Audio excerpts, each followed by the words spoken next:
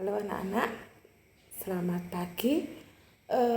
Untuk video kali ini Bu Isti akan membahas tentang tugas yang kemarin, yang pembakaran lilin, terus pembakaran korek api dan pembakaran kertas.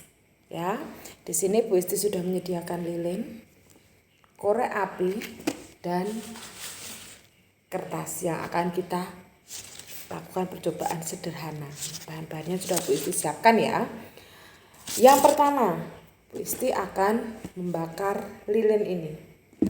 Sebelumnya kita akan lihat ya, lilin itu terdiri dari lilin itu sendiri dan ada sumbunya. Nah, kalau kita bakar atau kita nyalakan, maka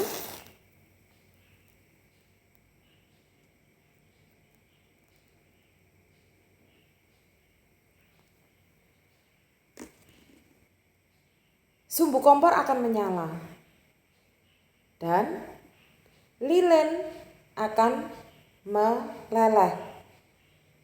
Nah, pada proses pembakaran ini yang terjadi ada dua perubahan zat atau perubahan materi. Yang pertama yang terjadi pada lilin itu sendiri, lilin meleleh. Itu berarti menunjukkan bahwa terjadi perubahan yang bersifat fisika. Terjadi perubahan fisika di sini. Lilin meleleh. Yang kedua, ada perubahan kimia, yaitu pembakaran pada sumbu lilin. Nah, setelah menyala, kalau kita tiup, apa yang terjadi? Api padam karena ada hembusan nafas, Terus yang kedua, sumbu kompor mengalami perubahan, yaitu menjadi abu. Nah, perubahan dari sumbu kompor ini disebut dengan perubahan kimianya. Sedangkan lilin yang tadinya meleleh kalau dingin, dia akan berubah menjadi lilin lagi dan mengeras. Nah, ini merupakan contoh dari perubahan fisika. Jadi kesimpulannya, kalau pada lilin ada dua perubahan yang terjadi. Yang pertama perubahan fisika, yang kedua perubahan kimia. Perubahan fisika itu ditunjukkan dari lilin yang meleleh dan kembali membeku lagi menjadi lilin. Itu perubahan fisika. Sedangkan perubahan kimia ditunjukkan dari terjadinya pembakaran pada sumbu kompor. Sumbu kompor berubah menjadi abu. Itu untuk lilin. Nah, sekarang yang kedua yaitu untuk batang korek yang kita bakar. Batang korek yang kita bakar, awalnya bentuknya bisa lihat ya bentuknya. Nah, bentuk apa ini? Ada kayu dan ada ya yang bisa menyala. Kalau kita gini gesekkan, ada proses pembakaran di sini.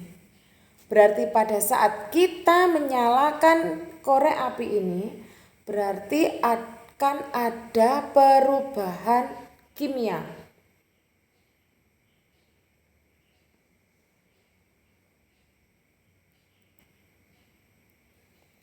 Tadi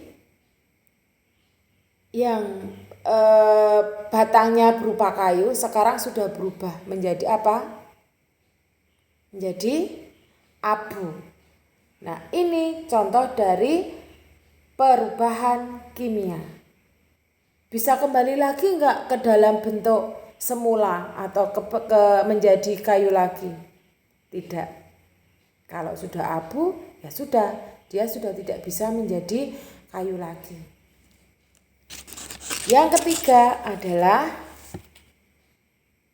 kertas. Kertas ini akan kita bakar. Kira-kira apa yang akan terjadi?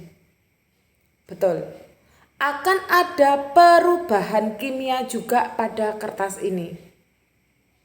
Ya, kertas akan berubah menjadi abu. Kita akan lihat. Betul enggak?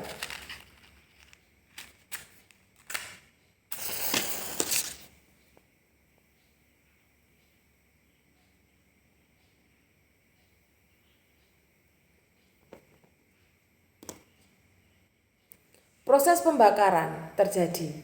Berarti sudah jelas ini adalah perubahan kimia. Bentuknya yang tadinya kertas berupa serat, dia berubah menjadi abu.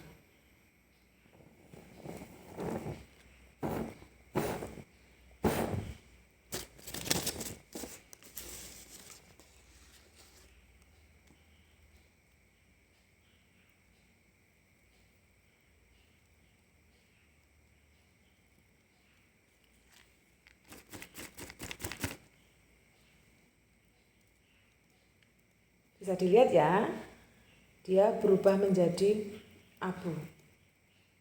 Kira-kira abunya yang jatuh ini bisakah menjadi serat kertas lagi? Tidak bisa. Jadi dari ketiga percobaan kita bisa disimpulkan bahwa kalau perubahan fisika bisa kembali ke bentuk semula.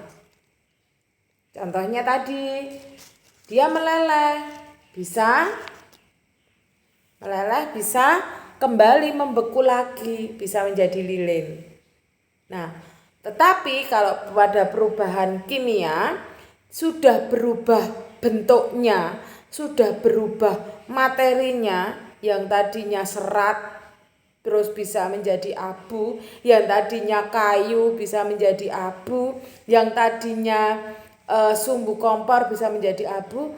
Apakah ketiga itu bisa kembali ke bentuk semula, menjadi serat lagi, menjadi kayu lagi, dan menjadi sumbu lagi? Tidak. Jadi kalau pada perubahan kimia bisa disimpulkan bahwa semua materi yang sudah mengalami perubahan kimia maka tidak bisa kembali lagi ke bentuk semula atau ke wujud yang awal. Itu penjelasan dari percobaan sederhana yang sudah kalian lakukan kemarin. Terima kasih untuk yang sudah mengerjakan. Terima kasih untuk yang sudah mengevaluasi dan melakukan pengamatan untuk percobaan itu. Selebihnya untuk yang belum, silahkan kalian menyelesaikannya supaya nilai keterampilan kalian tidak kosong. Terima kasih.